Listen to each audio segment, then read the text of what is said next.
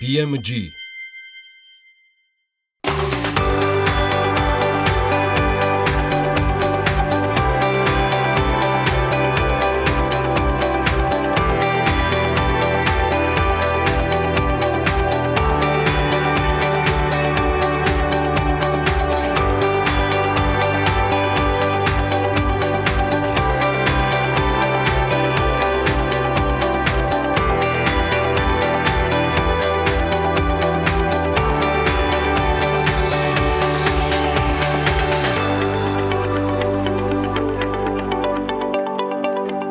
პრეზიდენტის საპარლამენტო მდივნის ანა ნაცრუშვილის განცხადებით მნიშვნელოვანია გამახვილებული სამთავრობო უწყებების ხელმძღვანელ თანამდებობებზე საზოგადოებისთვის მისაღები პირების წარდგენა მოხდეს. ადამიანის უფლებათა დაცვისა და სამოქალაქო ინტეგრაციის კომიტეტმა საქართველოში ქალთა მიმართ და ოჯახის ძალადობის კუთხით არსებულ პრობლემებზე საკომიტეტო მოსმენა ჩაატარა. Forbes საქართველოში მოგზაურობაზე კიდევ ერთ ბლოგს აქვეყნებს ბლოგის ავტორი ენ აბელია, რომელიც წერს, რომ საქართველო მისი სრულების სიაში დიდი ხნის განმავლობაში იყო. სრულების ამოცნობა რამდენიმე წუთში ნარატივით.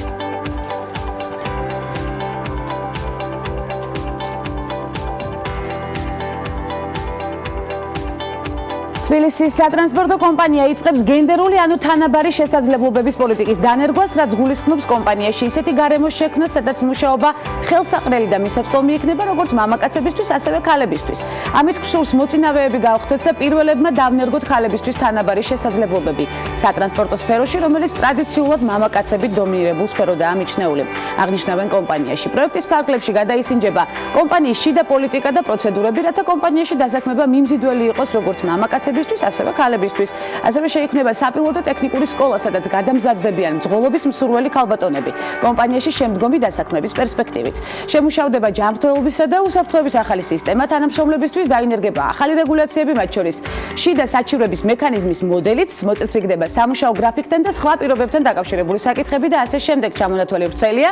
ამ დროისთვის წინა მოსამზადებელი სამუშაოები უკვე დასრულებულია, არსებული პრაქტიკა და პოლიტიკა გადაისინჯა, მომზადდა რეკომენდაციები, განხორციელების გეგმები, საკომუნიკაციო კამპანია მომზადდა, შესაბამისი სლოგანი დაიწყო, თანამშრომელთა ინფორმირება და ძალიან მრავალი საინტერესო აქტივობა. თანაბარი შესაძლებლობების პოლიტიკის დანერგვა ხორციელდება თბილისის ავტობუსების პროექტის ფარგლებში, რომელიც საქალაქო ტრანსპორტის ავტოპარკის განახლებას ისახავდა მიზნად და რომლის ფარგლებში თბილისის მერიამ ქალაქისთვის 153 ახალი ენერგოეფექტური ავტობუსი შეიძინა. პროექტი ევროპის რეკონსტრუქციისა და განვითარების ბანკის მიერ ფინანსდება. ნახავთ უკვე ახალ პოზიციაზე მრავალ ქალბატონს, ვართ მოვლენების ცენტრში და ვინტერესდებით დღევანდელი ნარატივის ავტორებით. ვნახოთ გადაცემის ანონსი. მორგი ნარატივი და 4 შაბათის სტუმრების ბლოგში. ნინო მენთეშეშვილი, DNT საქართველოს დირექტორი და ეთერ კიღურაძე, სკრინინგ ცენტრის დირექტორი. ეს ქალების ნარატივია. ვანცალათებესთან ერთად. მორიგი მნიშვნელოვანი საკითხი გარემოს დაცვისა და სოფლის მეურნეობის სამინისტროს გარემოს ეროვნული სააგენტო ატმოსფერული ჰაერის ხარისხის მონიტორინგის გაუმჯობესების მიზნით მთელ რიგ ღონისძიებებს ახორციელებს, მიმდინარეობს ახალი თანამედროვე სტაციონალური ავტომატური სადგურების დამონტაჟება საქართველოს სხვადასხვა რეგიონებში, ასევე ამოქმედდა მობილური ავტომატური სადგურიც, რომელიც მომავალი კვირიდან თბილისის სხვადასხვა უბნებსა და რეგიონებში გადაადგილდება. თამარ მეფის გამზირიდან გვერდება ამ წუთებში მარიამ ადამია, რომელიც თემაზე უფრო ვრცლად ისაუბრებს კომპეტენტურ სტუმართან ერთად. მარიამ, მოგესალმებით. დილამშვიდობისა, გვანცა საქართველოში გარემოს ეროვნული სააგენტოს ინიციატივით აპრილის თვიდან ამოქმედდა ატმოსფერული ჰაერის ხარისხის მონიტორინგის ავტომატური მობილური მექანიზმი, რომლის საშუალებითაც შესაძლებელი არის როგორც საქართველოს სხვადასხვა რეგიონში, ასევე დედაქალაქის სხვადასხვა წერტილში შემოწმდეს ჰაერის ხარისხი და ასევე დადგინდეს დაბინძურების გამომწვევი მიზეზები. ამ ეტაპზე მექანიზმი დამონტაჟებულია თამარ მეფის გამზირზე, თქვენ ზურგს უკანაც ხედავთ ამ მექანიზმს, ის 24 საათის განმავლობაში აკვირდება ჰაერს, მის ხარისხს და უკვე რამდენიმე დღეში გვეცოდინება თუ რა მაჩვენებლით არის დაბინძურებული ატმოსფერული ჰაერი დედაქალაქში და რა არის ამის მიზეზი. თემაზე სასაუბროდ უფრო კომპეტენტური სტუმარი უნდა შემოგვერთოს, რომელიც უფრო დეტალურად გაგვაცნობს ამ მექანიზმს. ნოე მეგრელიშვილი, ატმოსფერული ჰაერის სამმართველოს ხელმძღვანელი. დილამშვიდობისა, მადლობა რომ დილიდან ხართ ჩვენთან ერთად. უფრო კონკრეტულად რომ მითხრათ, რას ზომავს, როგორ ზომავს და რამდენად მნიშვნელოვანია მისი განთავსება დედაქალაქში და საქართველოს რეგიონებში. სადგური უწყვეტად ავტომატურად აკვირდება ძირითად დამბიძურებლებს, ეს არის მტვერის უმცირესი მყარი ნაწილაკები, ანუ უმცირესი ზომის მყარი ნაწილაკები, ეს არის აზოტის ორჟანგი, ეს არის გოგირდის ორჟანგი, ეს არის ნახშირჟანგი და მიწისპირა ოზონი. მსგავსი ტიპის სადგური ძალიან მნიშვნელოვანია. წელს აპრილში ჩამოგვივიდა შევიძინეთ, რაც გვაძლევს საშუალებას სწორედ აი სხვადასხვა უბნებში, სხვადასხვა ტერიტორიაზე, არა მარტო დედაქალაქის, არამედ ქვეყნის სხვადასხვა ტერიტორიაზე მოვახდინოთ მონიტორინგი და მივიღოთ ძალიან ღირებული ინფორმაცია თუ რომელი ნივთიერებებია პრობლემური ამ ჩამონათვალიდან და ეს გვაძლევს შემდეგ საშუალებას დავადგინოთ წყარო, რა არის დაბინძურების წყარო და რა საპასუხო ღონისძიებები უნდა გატარდეს იმისთვის, რომ შემცირდეს კონკრეტული ნივთიერების დაბინძურება. მექანიზმი აპრილის თვიდან ამოქმედდა დედაქალაქში, რომელი უბნები შემოწმდა და რა შედეგებია დღესდღეობით? ანუ პირველად განთავსდა ევროპის მოედანზე, სადაც საბედნიეროდ არ დაფიქსირდა დაბინძურების მაღალი მაჩვენებლები, იმიტომ რომ იცით ევროპის მოედანზე არ არის ძალიან აქტიური სატრანსპორტო ნაკადების გადაადგილება, აი ამ შემთხვევაში უკვე დაფიქსირდა ერთ-ერთი მთავარი პრობლემური დაბინძურებლის აზოტის დიოქსიდის კონცენტრაციის გადაჭარბება ნორმაზე, რაც პრინციპში ჩვენი ავტოპარკის ტექნიკური მდგომარეობიდან გამომდინარე სამწუხაროდ ლოგიკური შედეგია. ამ ეტაპზე შეგვიძლია თუ არა ვთქვათ, სად არის ყველაზე დაბინძურებული ატმოსფერული ჰაერი? ანუ გარდა ავტომატური მობილური სადგურისა ჩვენ უწყვეტად ვზომავთ დაბინძურებას 4 წერტილში, გარდა ამისა ყოველ კვარტალურად სეზონურად ვატარებთ ინდიკატორულ გაზომვებს დაახლოებით 25 წერტილში ქალაქის, რაც გვაძლევს იმ საშუალებას დავასკვნათ, რომ იქ სადაც სატრანსპორტო ნაკადების მოძრაობა აქტიურია, სადაც საცობებია, ყველა იმ ქუჩის მიმდებარედ, ესე ვთქვათ, ფიქსირდება პრაქტიკულად აზოტის დიოქსიდის, აი კონკრეტულად ამ პრობლემური დაბინძურებლის გადაჭარბება. ანუ იმ უბნებში, სადაც სატრანსპორტო ნაკადების მოძრაობა დიდია, იქ არის დაბინძურების პრობლემა. რაც შეეხება ავტომატურ მობილურ მექანიზმს, კიდევ სად განთავსდება ამ სეზონზე და ან მომავალ პერიოდში? სადგური იმოძრავებს არა მარტო დედაქალაქის, არამედ ქვეყნის მასშტაბით, გადაადგილდება ისეთ ქალაქებში, სადაც მონიტორინგის უწყვეტი მონიტორინგი არ გვაქვს. გავა რეგიონებში კონკრეტული გეგმა გაიწერება, სად და როგორ მოხდება დაკვირვება, რა პერიოდით, მნიშვნელოვანია რომ ხანგრძლივობა დაკვირვების იყოს საკმარისი იმისთვის, რომ მივიღოთ ღირებული ინფორმაცია. 24 საათიანი მონაცემი გვაძლევს გარკვეული დასკვნის გამოტანის საშუალებებს, თუმცა სასურველია მინიმუმ 2 კვირა მაინც განთავსდეს სადგური ერთ წერტილში. როდესაც დავადგენთ დაბინძურების გამოწვევის მიზეზებს, მაშინ უკვე რა სახის რეკომენდაციებს და ამოცანებს შეიმუშავებთ იმისათვის, რომ პრობლემა გადაიჭრას ქვეყანაში? წყაროს იდენტიფიცირების შემდეგ, რა თქმა უნდა, შესაძლებელია უკვე დაისახოს კონკრეტული გეგმა და დედაქალაქს ეს გეგმა უკვე აქვს. შარშან მთავრობამ დაამტკიცა 40 პუნქტიანი გეგმა დედაქალაქის ჰაერის ხარისხის გაუმჯობესების. ძირითადად, რა თქმა უნდა, ავტოტრანსპორტზეა აქცენტი ამ პროგრამაში, რომ ტექნიკური გამართულობა ავტოპარკის უნდა გაუმჯობესდეს, ასაკი უნდა გაახალგაზრდავდეს ავტოპარკის და უფრო სუფთა ტექნოლოგიები უნდა იყოს წახალისებული, როგორც არის ელექტრომობილები, ჰიბრიდები და საზოგადოებრივი ტრანსპორტის განვითარებაზეა ძალიან სერიოზული აქცენტი ამ პროგრამაში. გარდა ამისა, მეორე პრობლემური დამბინძურებელი ეს არის მსხვილი ფრაქციის მტვერი PM10, romlis წყაროს ძირითადად სამშენებლო სექტორია და თბილისის ჰაერის პროგრამაში სამშენებლო სექტორსაც საკმაოდ მნიშვნელოვანი ნაწილი ეთმობა, ესე ვთქვათ. მადლობა, მე მაყურებელს შევახსენებთ, რომ ნოე მეგრელიშვილი იყო ჩვენი სტუმარი. მოგეხსენებათ, ჰაერის დაბინძურება ქვეყანაში ერთ-ერთი მთავარ გამოწვევად სახელდება, ამიტომაც შემუშავდა ახალი მექანიზმი, მობილური ავტომატური მექანიზმი, რომელიც შეისწავლის ატმოსფერულ ჰაერს როგორც დედაქალაქში, ასევე მთელი საქართველოს მასშტაბით და შემდეგ უკვე შემუშავდება სხვადასხვა სახის ამოცანები, რეკომენდაციები და მიზნები თუ როგორ გადაიჭრას ეს პრობლემა.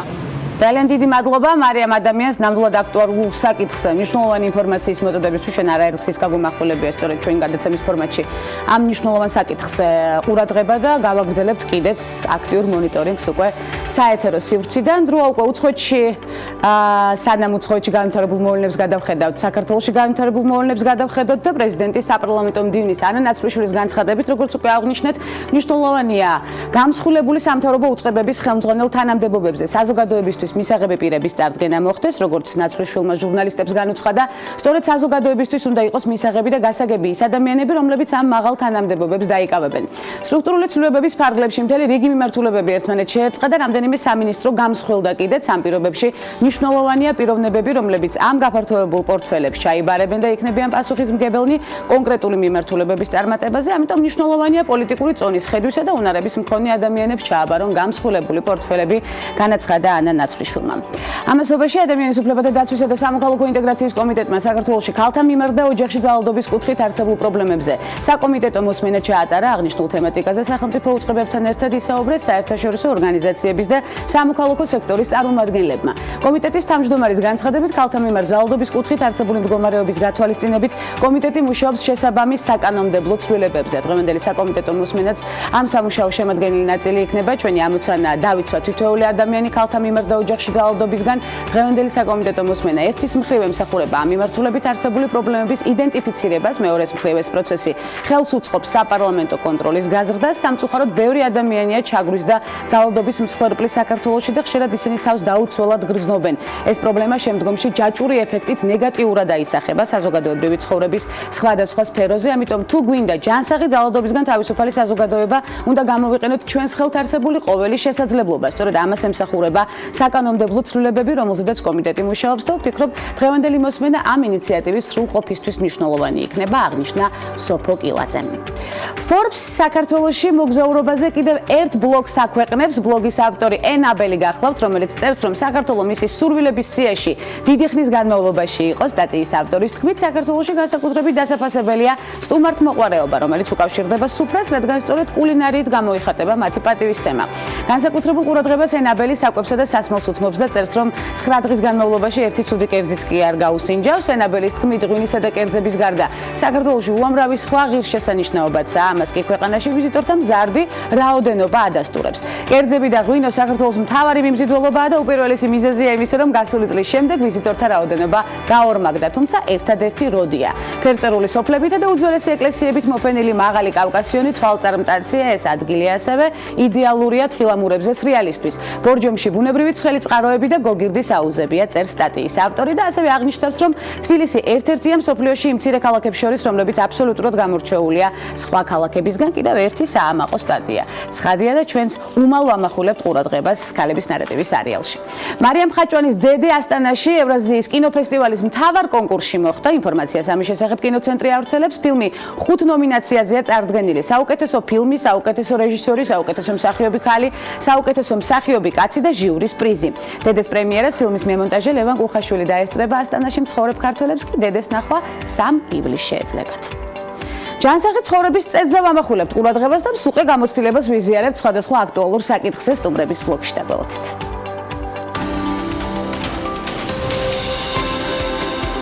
ბარონესა მარგარეტ ჰილდა ტეტჩერი, იგივე რკინის ლედი, გაერთიანებული სამეფოს პრემიერ-მინისტრი და კონსერვატიული პარტიის ლიდერი, მე-20 საუკუნის ყველაზე ხანგრძლივი ვადით არჩეული პრემიერ-მინისტრი და 2016 წლამდე ამ პოსტზე ერთადერთი ქალბატონი იყო. მეტსახელი რკინის ლედი მის უკომპრომისო პოლიტიკასა და ლიდერობის სტილთან ასოცირდებოდა. მან დანერგა პოლიტიკა, რომელიც ცნობილი გახდა როგორც ტეტჩერიზმი. ტეტჩერი 1925 წლის 13 ოქტომბერს ინგლისის პატარა ქალაქ გრენთემში დაიბადა. მარგარეტ რობერტსი 1930 წლის 3 სექტემბერს ზოგად საგანმანათლებლო სკოლაში შეიყვანეს. 1951 წლისთვის ის ნოტინჰემის უნივერსიტეტსა და ლონდონის უნივერსიტეტის ბედფორდ კოლეჯში სწავლობდა. მოგვიანებით კი მიზანს მიაღწია და სამერველი სტუდენტიც გახდა. მარგარეტ რობერტსი ჯერ კიდევ სტუდენტობის პერიოდიდან ჩაება პოლიტიკურ საქმიანობაში და ოქსფორდის უნივერსიტეტის კონსერვატორთა ასოციაციის წევრიც გახდა. მალე ის ასოციაციის პრეზიდენტად აირჩიეს. ეს მის ცხოვრებაში ერთ-ერთი პირველი დიდი წარმატება იყო. 1947 წელს მარგარეტს მეორე კლასის მეცნიერებათა ბაკალავრის ხარისხი მიენიჭა, რის შემდეგაც დაიწყო მისი პოლიტიკური საქმიანობა. 1974 წელს ჩაეყარა საფუძველი ახალი კონსერვატორების კონცეფციას, რომლის ლიდერიც მარგარეტ ტეტჩერი გახდა. 1979 წელს ტეტჩერი პრემიერ-მინისტრი გახდა. 1983-87 წლებში აირჩიეს მეორე ვადით. სწორედ ამ პერიოდში ტეტჩერი საქართველოს ეწვია და იმდროინდელ მაღალ ჩინოსნებს შეხვდა. ამავე წლის არჩევნებზე ტეტჩერი მესამე ვადით აირჩიეს. რკინის ლედი ასე ეწოდება ბრიტანულ-ფრანგულ ბიოგრაფიულ დრამას, რომლის პრემიერაც 2011 წლის 30 დეკემბერს შედგა. ტეტჩერის როლს მსახიობი მერილ სტრიპი ასრულებს.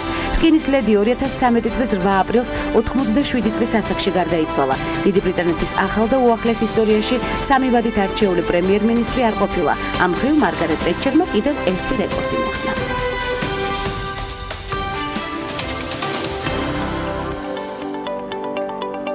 მას შემდეგ რაც ევროპისკენ სწრაფვა ჩვენი ცხოვრების ყოველდღიურობად იქცა, ვლაპარაკდით ევროპულ ფასეულობებზე, ევროპულ სტანდარტებზე, იქნება ეს გარემოს დაცვა, ინფრასტრუქტურული პროექტები თუ ადამიანის უფლებები. თუმცა იშვიათად ვლაპარაკობთ ევროპელების უფრო სწორად განვითარებული ქვეყნების მოსახლეობის ცხოვრების წესებსა და მათ სიკეთეზე ამბობს ჩვენი რესპონდენტი ერთ-ერთ ყურად საღებდა საინტერესო სტატიაში.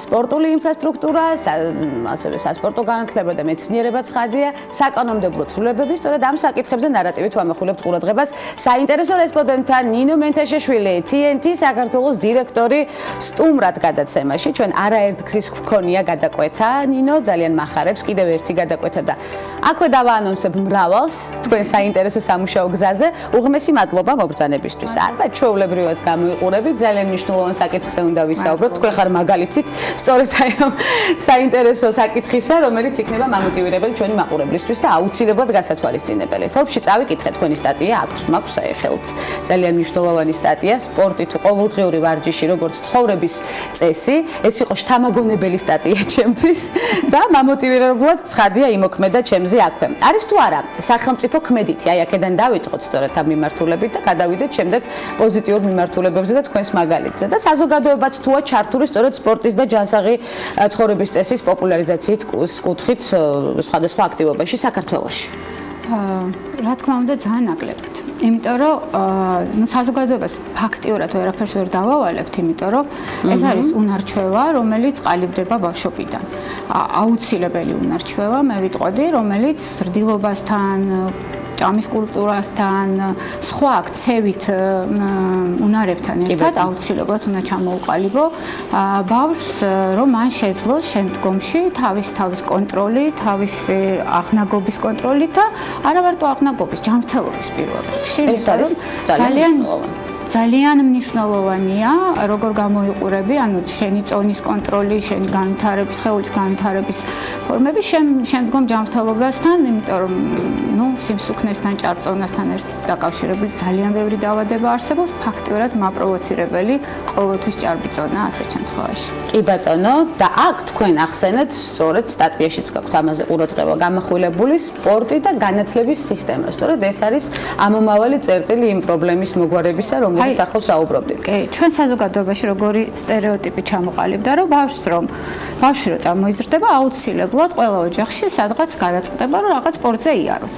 და აუცილებლად შეყვავს სპორტზე, მაგრამ როგორც კი, იქ წვრთნელი იქნება თუ მასწავლებელი იტყვის, რომ ამ ბავშვს ამ სპორტში მონაცემები არ აქვს, ვემშვიდობებით ამ სპორტს.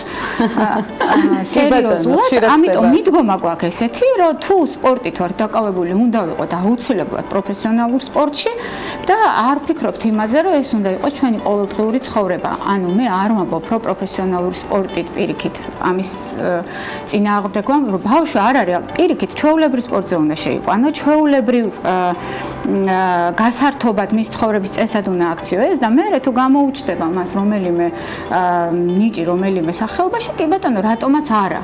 მაგრამ ის რომ დაიწყო, რომ ბავშვი შეყვას კალათბურთზე, იმიტომ რომ ძალიან მაგარი ვარსკვლავი გამოვიდეს და არ გამოდის მისგან ვარსკვლავი, კომპლექსდება ბავშვი, კი ბატონო, და ჯანსაღმდებლობაც ავიწყდება ამავდროულად. ავიწყდება და ვიღებთ იმას, რომ 30 წლის, 35 წლის ბიჭი და გოგოს ცოტათი მუცელი ისი აქვს. მაგალითი გვაქვს, არც მშობლებს აწუხებს და არც შვილებს. არის თუ არა საკმარისად სკოლებსა და ბაღებში, აი ცნობიერებისთვის, ნინო, ამაზე მინდა გავამახვილოთ ყურადღება და ჯანსაღი ცხოვრების წესისთვის დათმობილი დრო. სკოლებსა და ბაღებში. ფაქტიურად არა. ფაქტიურად არა, ხა ჩვენ აქ რომ დავსხდეთ ძალიან ბევრი საყვედური გვეთქმის ალბათ პირველ რიგში ჩვენ ქვეყანას განათლების სამინისტროს მიმართ, პოლიტიკის მიმართ, რომელიც განათლების პოლიტიკის მიმართ ზოგადად ქვეყანაში, მაგრამ შემიძლია თამამად თქვა, რომ სპორტის განვითარების, ფიზიკური აღზრდის თვალსაზრისით ეს საკითხი ფაქტიურად ნულზეა.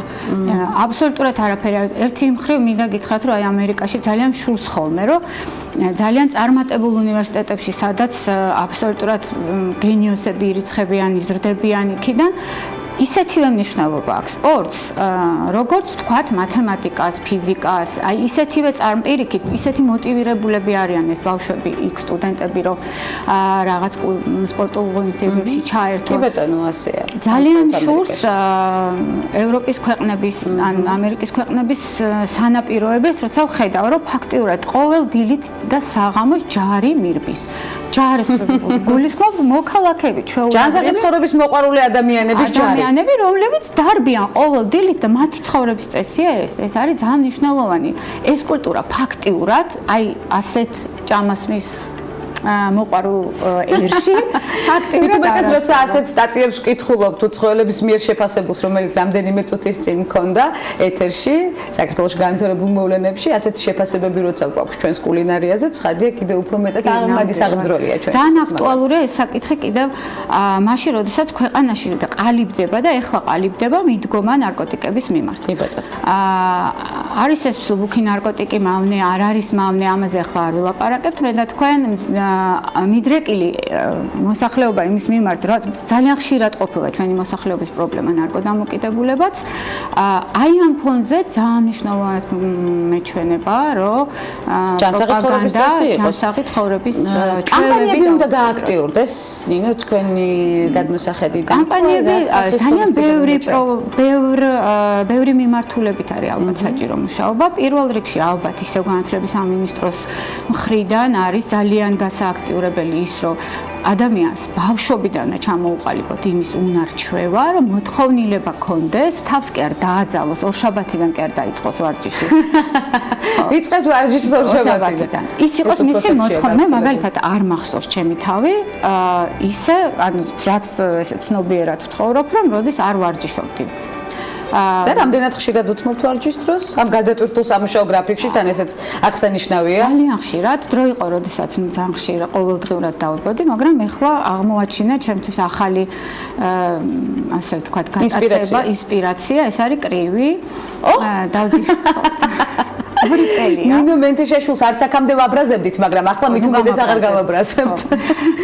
ძალიან კარგია კრივი ჯანმრთელობისთვის და როგორც იცის შეულის ერთ-ერთ ძალიან ესეთი საუკეთესო კრივის კლუბში, რომელიც ჩემთვის გახდა ცხოვრების წესი, ასე ვთქვათ, იმიტომ რომ ეს არის აი ყველაფერი დაღლილი სტრესული და სტრესილი საღამოს დაღლილი სამდია ყველაფრისთვის.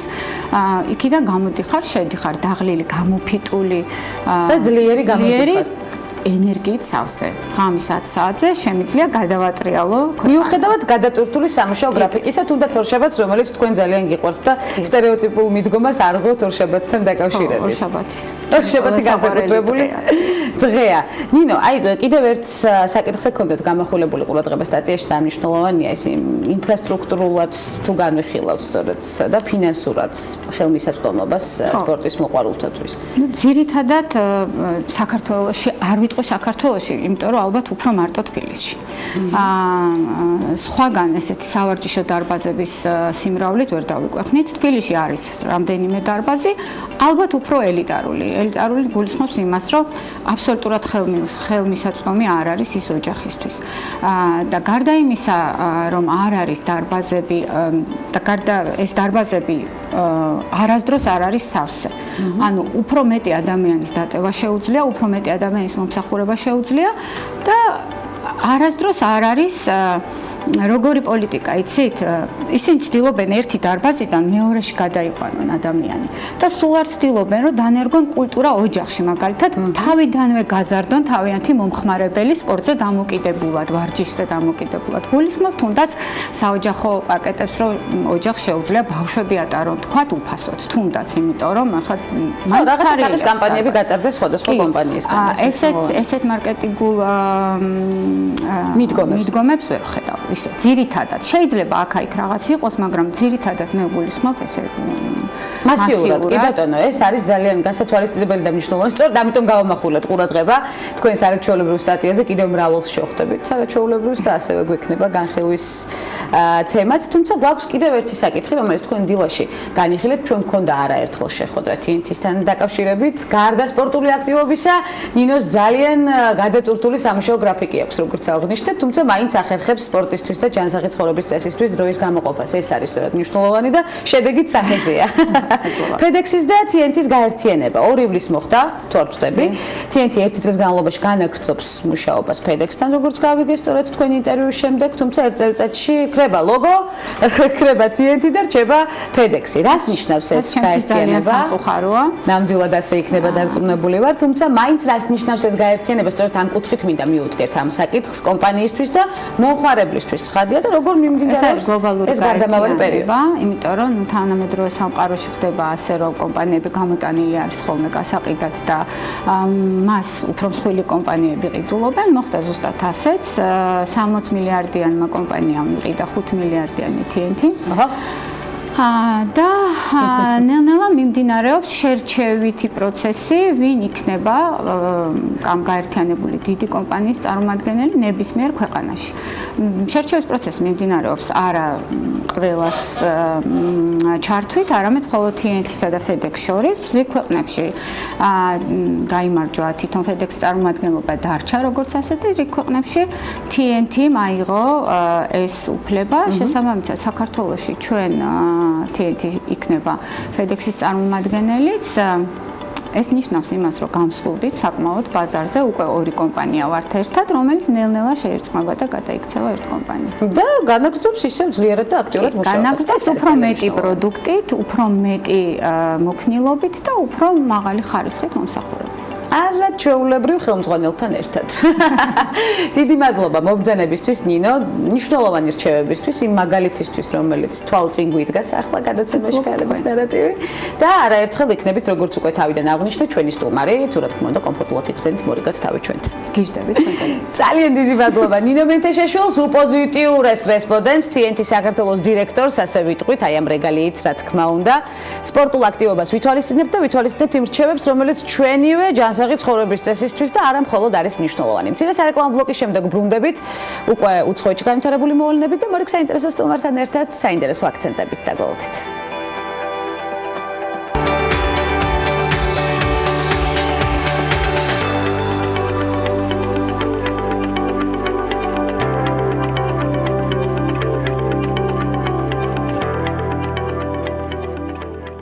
სამაგალითო სტუმარი გვესტუმრა ქალების ნარატივის არეალში. ჩვენი სტუმარი 2017 წლის მაისიდან ეროვნული სკრინინგ ცენტრის დირექტორი გახლავთ, სადაც 2015 წლიდან იყო ჯერ სერვისების განვითარების მენეჯერი, შემდგომ კი ადმინისტრაციული სამსახურის უფროსის პოზიციაზე უმაღლესი სამედიცინო განათლების მიღებისა და კარდიოლოგიის მიმართულებით რეზიდენტურის სრული კურსის დამთავრების შემდეგ 2002-2011 წლებში მუშაობდა თბილისის სასწრაფო სამედიცინო დახმარების ცენტრში. 2008 წლიდან ეს არის ხაზგასასმელი ამავე დაწესებულების ბაზაზე შექმნილი სასწავლო ცენტრის ერთ-ერთი დამაარსებელი და ხელმძღვანელი და ამერიკის გულის ასოციაციისა და ელზევიერის უნივერსიტეტის საერთაშორისო კურსების ტრენერიც გახდა.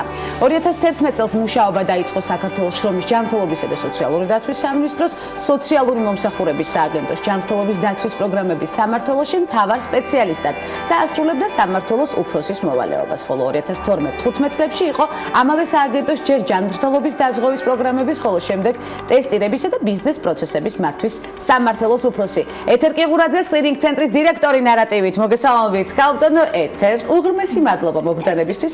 მე ეთერს გარეთ ვეუბნებოდი ეთერს, რომ იმდენად ვრცელი და მსუყი გამოცდილება აქვს, რომ ველოდებოდი ასაკოვან ქალბატონს.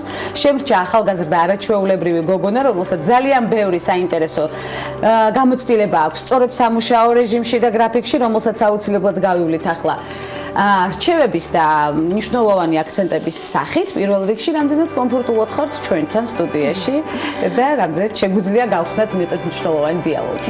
მოგესალმებით, მივესალმები მაყურებელს. დიდი მადლობა, რომ მომეცა საშუალება, რომ მომეცით საშუალება ამ გადაცემაში მონაწილეობის. ეს მნიშვნელოვანია, ეს გადაცემა არა მარტო იმ თვალსაზრისით, რომ კონკრეტული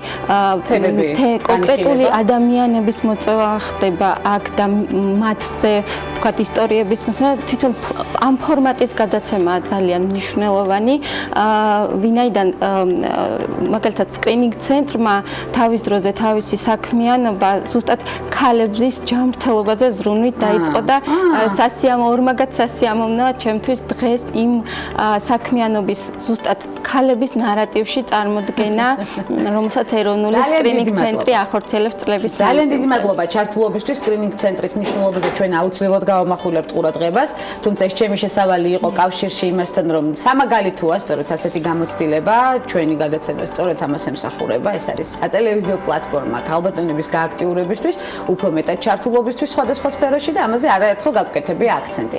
სკრინინგ ცენტრი ახსენეთ, თქვენი სამსახური ძალიან გიყვართ სამედიცინო სფეროც, რომელიც პრინციპში მოიცავს მთელ თქვენს სამუშაო და სასწავლო არეალს და ახლაც გაგრძელდება ჩვენ სამედიცინო სფეროზეც ასევე არაერთხელ გაგვიმახვილებია ყურადღება, რომ მთელი დროის დათმობა გვიწევს და სიახლეების აყოლება მსოფლიო მასშტაბით. ცხადია, სიახლეებზე აყოლება, რომელიც სამედიცინო სფეროში არის კრიტიკულად მნიშვნელოვანი. სკრინინგის მნიშვნელობაზე ვისაუბროთ ახლა პირველ რიგში. არის თუ არა სკრინინგი კიბოს პრევენციის საშუალება? ჩვენ ეთერს გარეთ გავარჩიეთ სივსივნე და კიბო ეთერმა მომცა ასეთი რჩევა. ავთვისებიან სივსივნეს ნიშნავს კიბო. სკრინინგი ზოგადად გულისხმობს ჯამრთელ მოსახლეობაში პათოლოგიების ძებნას, გარკვეული პათოლოგიების ძებნას.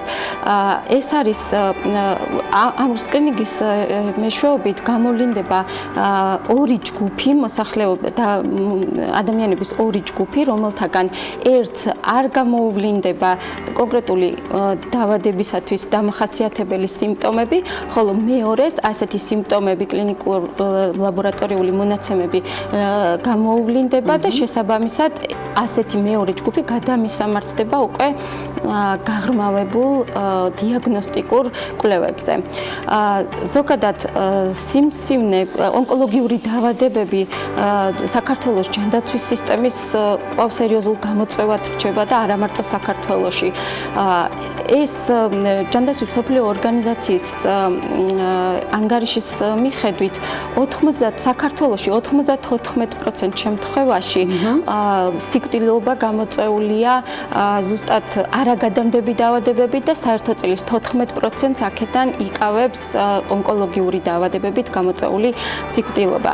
შესაბამისად, ძალიან მნიშვნელოვანია ონკოლოგიურ დაავადებათა პრევენციულ ღონისძიებებს შორის სხვა ღონისძიებებთან ერთად ძალიან მნიშვნელოვანია სკრინინგის პროგრამების არსებობა, რომელიც ნამდვილად მიღწევა ჩვენი ქვეყნისთვის, იმიტომ რომ ყველა ქვეყანას არ აქვს ეს ფუფუნება, რომ სკრინინგის პროგრამა იყოს დანერგილი და ხელმისაწვდომი უფასო სერვისები არსებობდეს. რამდენად იყენებს მოსახლეობა სწორედ აი ამ ფუფუნებას, რომელიც ახლა აღნიშნეთ, როგორია მომართვიანობის სტატისტიკა და რამდენ ადამიანს უტარდება თქვა ყოველწლიურად სკრინინგი? წელიწადში დაახლოებით სკრინინგის პროგრამით დაახლოებით 100,000-მდე პაციენტი მოქალაქე უბრალოდ სარგებლობს. ჯამში სკრინინგის პროგრამა დაახლოებით 10 წელია რაც დაარსდა და ამ ხნის მანძილზე დაახლოებით 600,000 ადამიანს ჩაუტარდა ეს უფასო გამოკვლევა. მოცვა პაციენტების, მოცვა სკრინინგის პროგრამაში ჩართულობა, არ არის არც ისე მაღალია, მიუხედავად იმისა, რომ წლიდან წლამდე თანდათან იზრდება ეს უმნიშვნელოდ, მაგრამ მცირე ზრდა მაინც არის მომართვიანობის. მთავარ გამოწვევად რჩება სკრინინგის პროგრამაში ჩართულობა, მოცვის პროცენტი. და ევროპული გაიდლაინების მიხედვით, თუ მოცვის პროცენტი არ არის 70% მაინც, ეს პროგრამა არ არის ეფექტური და წარმატებულ პროგრამაზე, სკრინინგულ პროგრამაზე შეგვიძლია ვისაუბროთ მხოლოდ იმ შემთხვევაში, თუ ამ მაჩვენებელს აღწევს მოცვის პროცენტი. შესაბამისად, ძალიან მნიშვნელოვანია გააქტიურდეს საინფორმაციო კამპანიები, ვიმუშაოთ მოსახლეობის ცნობიერების დონის ამაღლებისათვის გარკვეული ღონისძიებების დასაგეგმა. ცენტრი თუა სწორედ ასეთი გარკვეული ღონისძიებების დაგეგმვის პროცესში და არის თუ არა ამის მაგალითი თქვენი? რა თქმა უნდა, სკრინინგ ცენტრი მუდმივად ზრუნავს აი ამ ინფორმატიულობის დონის ასამაღლებლად ღონისძიებების დასაგეგმად, მოკლედ გარკვეულ ორგანიზაციებში აკეთებს საინფორმაციო კამპანიებს, უწევს სკრინინგის პროგრამას პოპულარიზაციას გარდა ამისა, თქვათ, იგივე ვარდისფერ ოქტომბერში შესაბამისად ჩართულები ვართ მსოფლიო აქტივობაში, გარკვეული ფლაიერების დალიგება იქნება, საინფორმაციო ბეჭდური მასალის გავრცელება. გარკვეული შედეგი არსებობს, თუმცა იმ მაქსიმალური შედეგის მისაღწევად მხოლოდ საინფორმაციო კამპანია არ არის და ასეთი ჩვენ დონეზე ჩატარებული საინფორმაციო კამპანია არ არის საკმარისი. ძალიან მნიშვნელოვანია მედიის ჩართულობა, სახელმწიფო დონეზე აყვანა ამ თემის და გარდა ამისა ორგანიზებული სკრინინგის მოდელზე გადასვლა, რომელიც მსოფლიო გამოცდილებით ზუსტად ამ მოდელის საშუალებით იქნება მიღწეული შესაბამისი მოცვის მაჩვენებელზე. ეს გულისხმობს მოსახლეობის პერსონალურ მოწვევას, არა ოპორტუნისტულ სკრინინგს, არამედ მნიშვნელოვანი მიდგომა. რა თქმა უნდა, პერსონალურად ადამიანების მოწვევას სკრინინგ პროგრამაში ჩასართავად. რა შეიძლება გამოიწვიოს, თქვათ, დაგვიანებულმა მომართვიანობამ? ეს არის ძალიან მნიშვნელოვანი მესიჯი მის ეწოდებული საზოგადოებისთვის. სკრინინგი გამოავლენს ადრეულ ეტაპზე გამოავლენს დაავადებას, პათოლოგიას, რომლის მკურნალობა შემდეგ უფრო მარტივია. თუმცა მომართვიანობის კიბოს შემთხვევების დიაგნოსტირების შემთხვევების 60% შემთხვევაში კიბოს დიაგნოსტიკის დროს მესამე და მეოთხე სტადიაზე მომართავს უკვე პაციენტი, რაც არის ძალიან დაგვიანებული და სკრინინგის არსი მდგომარეობს სწორედ იმაში, რომ ადრეულ სტადიაზე მოხდეს გამოვლენა, რომ შემდეგ ეფექტური იყოს როგორც მკურნალობა, შედეგიანი და ეფექტური იყოს, ასევე ხარჯთეფექტურობის თვალსაზრისით ძალიან მნიშვნელოვანია, როგორც კერძო, ასევე სახელმწიფოს მხრიდან გაღებული დანახარჯების მხრივ, ფინანსური დანახარჯების მხრივ. ასე რომ ძალიან სამომავლო კამპანიებიც დავასახელოთ, რომელიც იქნება სწორედ ცნობიერების ამაღლებაზე გამახვილა თქვენ ყურადღება და ეს არის მნიშვნელოვანი. გეგმება თუ არა სკრინინგ ცენტრისგან მორიგი აქტივობა ამ მიმართულებით? დიახ. ზოგადად სკრინინგ ცენტრი მუდმივად ზრუნავს არა მარტო თქვათ აი ამ ასეთი ტიპის კამპანიებზე, არამედ სულ ახალი გამოწვევების წინაშე დგას. პირველ რიგში ამ შემთხვევაში საინფორმაციო კამპანიები დაგეგმილია, რა თქმა უნდა, ჩვენ გეგმავთ ოქტომბრის თვეში, აი წაღან ვახსენე, ეს არის ვარდისფერი ოქტომბერი, რომელიც მიძღვნილია, რომელიც არის ძუძუს კიბოს შესახებ ცნობიერების ამაღლების თვეთ არის აღიარებული და ზუსტად ამ თვეში დაგეგმილი გვაქვს გარკვეული ღონისძიებები. ასევე გარდა საინფორმაციო კამპანიებისა, მუდმივად ვზრუნავთ ჩვენი სამედიცინო პერსონალის კვალიფიკაციის ამაღლებისათვის, რაც ძალზედ მნიშვნელოვანია. მით უმეტეს სამედიცინო დაწესებულება, როცა აწვდის სამედიცინო სერვისებს, იქ მუდმივად კვალიფიკაციის ამაღლებას ძალიან დიდი როლი უნდა ეჭიროს აი ამ საქმეში, რომ უფრო ეფექტურად, უფრო კვალიფიციურად მოხდეს სერვისების მიწოდება. გიყურებთ ახლა გისმენთ და ძალიან ბევრი მნიშვნელოვანი საკითხი ამახვილებთ ყურადღებას, რომლისთვისაც ცხადია დრო არ გვეყოფა დღეს და ჩვენ მოგვიწევს კიდევ შეხვედრა ქალების ნარატივის არეალში, თუმცა არ მინდა გამომრჩეს ეს კითხვა, რომელიც კიდევ უფრო მეტ мотиваციას მისცემს ჩვენს მაყურებელს. დროის რა ნაწილს ატარებს სამსახურში? ვხედავ, რომ ძალიან მსუყე დიდი გამოცდილებით მე თქულად არ აღვნიშნე ეს და კიდევ ერთი ფაქტი მინდა დავამატო, 4 შვილის დედა ხართ, არაჩვეულებრივი შვილის, ოჯახი, საქმე და სიახლეების სკრინინგ ცენტრში. როგორ ახერხებთ დროის გადანაწილებას დღის განმავლობაში? თავარი არის სწორად გაანაწილო დრო. შეუძლებელი ალბათ არაფერი არ არის. რა თქმა უნდა, დიდ დროს ვატარებ სამსახურში, ამის გარეშე პრაქტიკულად შეუძლებელია იმ შედეგის მიღწევა, რომელიც ვთქვათ შემდეგ წარმატების საწინდარი შეიძლება გახდეს. და უკვე არის. და ამიტომ მაქსიმალურად უნდა იყო კონცენტრირებული ჩემი აზრით, მაქსიმალურად უნდა დაიხარჯო იმ საქმისთვის, რასაც აკეთებ და რა თქმა უნდა ეს არ უნდა აკეთო ოჯახის ხარჯზე, ვთქვათ, რაღაცა ის თავისი წილი დრო აუცილებლად ოჯახსაც უნდა დაუთმო და მე ვფიქრობ, რომ ეს დრო ალბათ სწორად მაქვს გადანაწილებული და ამიტომ ვახერხებ რეალიზებული დედა ოჯახისთვისაც რაღაცა გარკვეული სტიმულია. აბსოლუტურად გეცახვევით. აი ეს ძალიან მნიშვნელოვანი წინადადება თქვით ახლა და ჩვენ აი ამ წინადადების მიხედვით აუცილებლად გავაგრძელებთ საუბარს ჩვენს გადაცემაში. ეთერ კიღურაძე, სკრინინგ ცენტრის დირექტორი სტუმრობდა გადაცემას ქალების ნარატივი. უღმესი მადლობა მას მობრძანებისთვის და იმ დადებითი ენერგეტიკისთვის, რომელიც მოგცა, იმ мотиваციისთვის, რომელიც მოგცა და იმ საინტერესო და მნიშვნელოვანი ინფორმაციისთვის, რომელიც განსათვალისწინებელია. ხვდებით ერთმანეთს ხვალ ზუსტად 11 საათზე მორიგი ნარატივით, რა თქმა უნდა, გადაცემის სერიალში დროებით.